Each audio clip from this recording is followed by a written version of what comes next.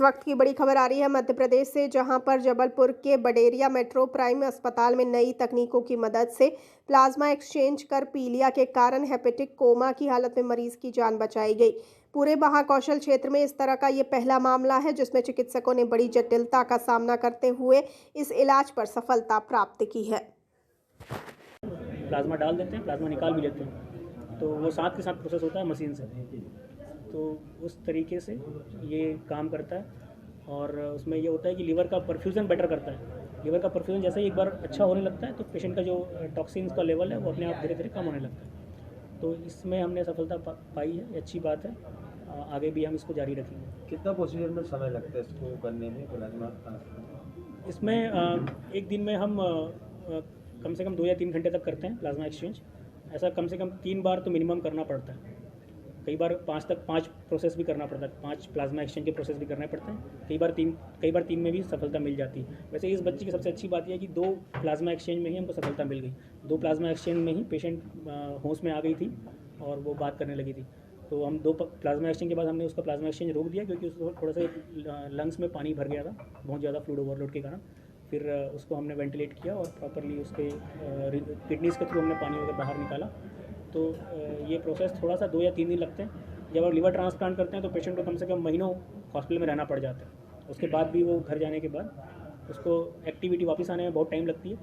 सामने कि liver failure condition में ही हम इस प्रोसेस को करते हैं। लिवर फेल्योर कंडीशन के 2 ऑप्शन हैं, आइदर लिवर ट्रांसप्लांटेशन या अभी जो सीएमसी वेल्लोर में एक प्रोसेस चालू की गई है जो कि बाकी इंस्टीट्यूशन उसको अपनाने की कोशिश कर रहे हैं, ये है प्लाज्माफेरेसिस। तो इस प्रोसेस के तहत सीएमसी वेल्लोर में भी जो रिजल्ट हैं वो 60-70% के आसपास ही हैं। इस प्रोसेस को और डिफाइन और बड़ा मामला आ रहा है लखनऊ से, जहां पर ठाकुरगंज थाना क्षेत्र स्थित गऊघाट चौकी अंतर्गत आई है ये घटना सामने, जहां पुलिस की लापरवाही से युवक की जान चली गई। परिजनों ने ये आरोप लगाया। मकान मालिक ने युवक की पिटाई कर प्राइवेट पार्ट पर लात मारी, जिससे उसकी मौत हो गई। साहबू और वीरू नामक युवक पर मकान खाली कराने के दौरान पिटाई का आरोप लगा। 3 दिन पहले मृतक ने की थी पुलिस से शिकायत, लेकिन पुलिस ने मामले को गंभीरता से नहीं लिया। पुलिस ने केवल एनसीआर दर्ज कर मामले को अनदेखा कर दिया। आज युवक की जान चली गई। मृतक के परिजनों ने पुलिस पर गंभीर आरोप लगाए और कहा कि अगर कार्रवाई होती तो जान बच सकती थी। तुम्हारा क्या हुआ तुम्हारे पति के साथ? मुझे उठा के पटक दिया। किसने पटक दिया? साहब। और कौन था साथ में? वो बीरू कह रहा है कि कमरा खाली करो। हाँ। तो कमरा नहीं खाली करें तो वही मैं लात मार देना।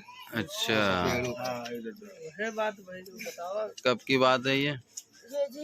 ये तो अभी 5 दिन हुए हैं। हाँ। 4-5 दिन। और ये तो रोशनी वाले दिन की बात है जो पटके में।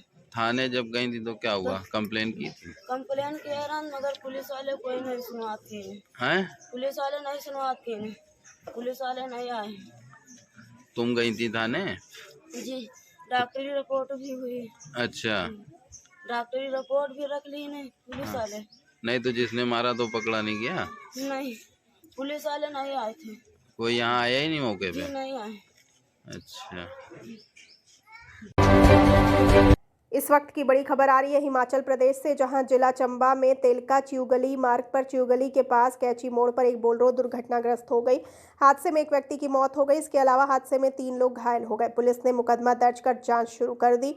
बोलेरो तेलका से च्यूगली की तरफ जा रही थी, जिसमें चालक समेत 4 लोग सवार थे। गाड़ी सुबह करीब 4 बजे जब च्यूगली के पास पहुंची तो कैची मोड़ काटने के बाद चालक ने गाड़ी पर नियंत्रण खो दिया, जिससे गाड़ी सड़क से नीचे लुढ़क गई और हादसे में रविंद्र कुमार पुत्र नंदला गांव भेड़ई गंभीर रूप से घायल हो गया। घायलों को अस्पताल ले जाते वक्त घाव के ताव को न सहते हुए रविंद्र ने रास्ते में ही दम तोड़ दिया। अन्य घायलों का इलाज चल रहा है।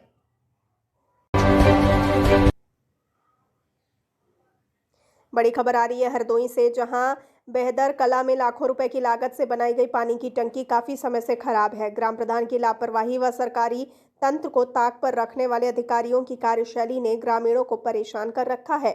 सरकार द्वारा शुद्ध जल को उपलब्ध कराने के लिए टंकी का निर्माण किया गया था। दूषित जल पीने से लोगों में कई तरह की बीमारियों का खतरा मंडराने लगा है। इस कारण ग्रामीणों में काफी आक्रोश व्याप्त है। आपका नाम क्या है? धीरू। मैं पंप ऑपरेटर हूँ, बेंदर कला। मैं पानी की टंकी पे काम करता हूँ।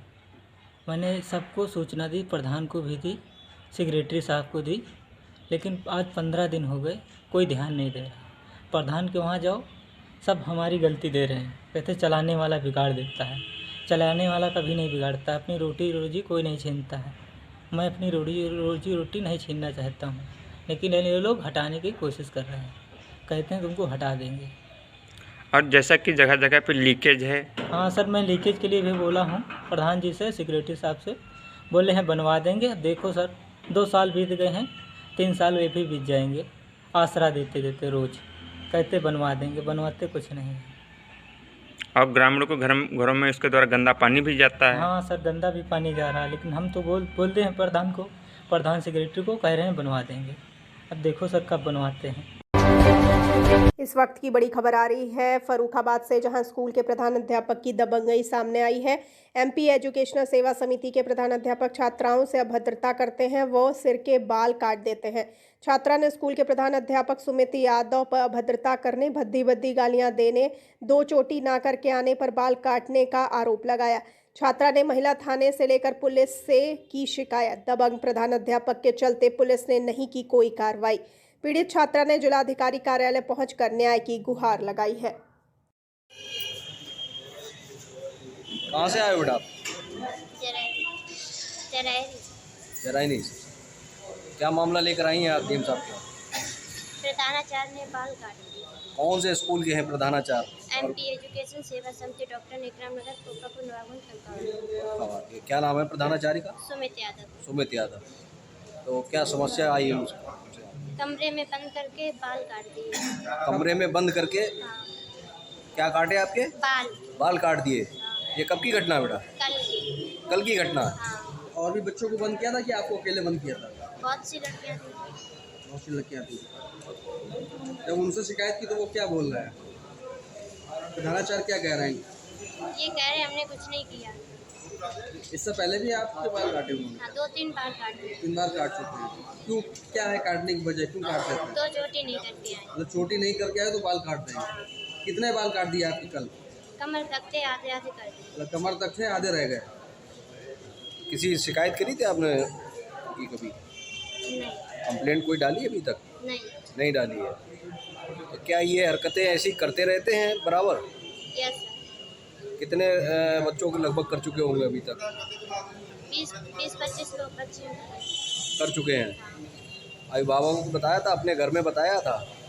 बताया। घर वाले गए थे आपके वहाँ पर? फोन किया था, उठाया नहीं। फ़ोन किया था? फ़ोन किसने नहीं उठाया था आपका? प्रधानाचार्य ने किया। तो स्कूल नहीं पहुँचे थे आपके घर वाले? नहीं। प्रिंसिपल ने कितनी लड़कियों के अभी तक बाल काटे हैं?